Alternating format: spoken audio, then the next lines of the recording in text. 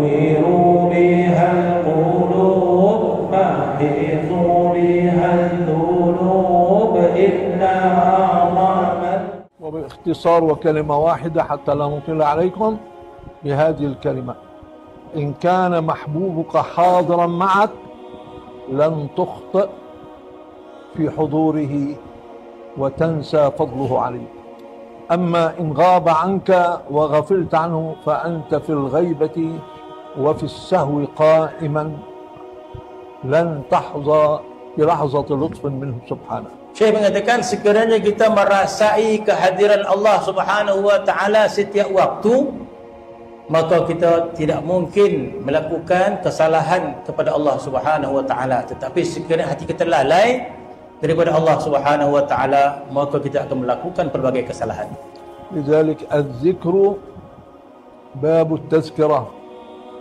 اذكروني أذكركم واشكروا لي ولا تكفرون. نص قرآن. Sebab itu mengingati Allah Subhanahu wa taala merupakan pintu ibadat, pintu taat pada Allah Subhanahu wa taala. Allah Taala berfirman, "Fadhkuruni", engkau ingatlah kepada aku, azkurkum, nasihat Allah Taala akan ingat kepada kita. Allah من علينا وأعطانا، فالوفاء ملزم في حق الإنسان المسلم، وإلا هو ادعاء ليس بحقيقة. Jadi sebagai orang Islam, mestilah kita menunaikan apa yang kita janji dalam arwah dulu untuk taat kepada Allah Subhanahu wa taala. Jika tidak, kita bukanlah seorang mukmin yang sebenar.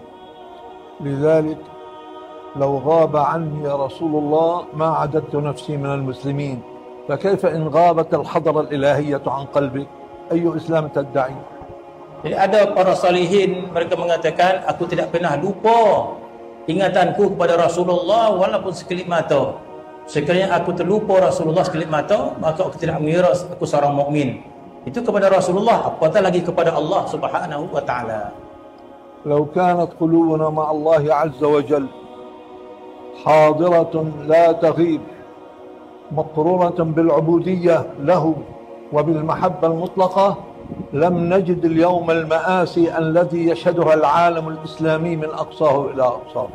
وهذه إن يدل على شيء دلالة الغفلة عن المحبوب سبحانه وتعالى.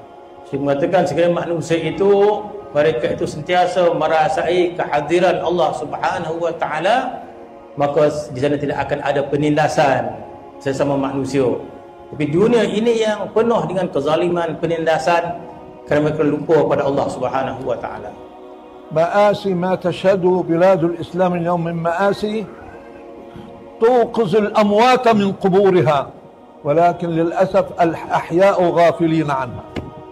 Saya mengatakan segala penderitaan umat Islam yang ada pada zaman ini, hampir-hampir orang yang ada alam kubur itu ingin bangun untuk menyadarkan umat Islam yang lalai ini. Tapi umat Islam masih dalam keadaan lalai. ووصية النبي لنا كل المسلم على المسلم حرام ماله ودمه وعرضه، فهل نحن عاملين بهذا؟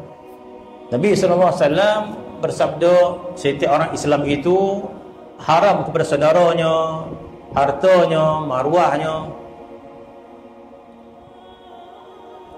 بدكم أتكلم بصراحة أم بدبلوماسية؟ قولوا لي ماذا تريدون؟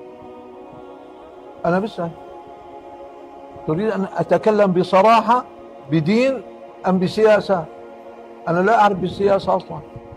Jadi Syekh mengatakan, aku nak bercakap secara agama ataupun aku nak cakap secara politik.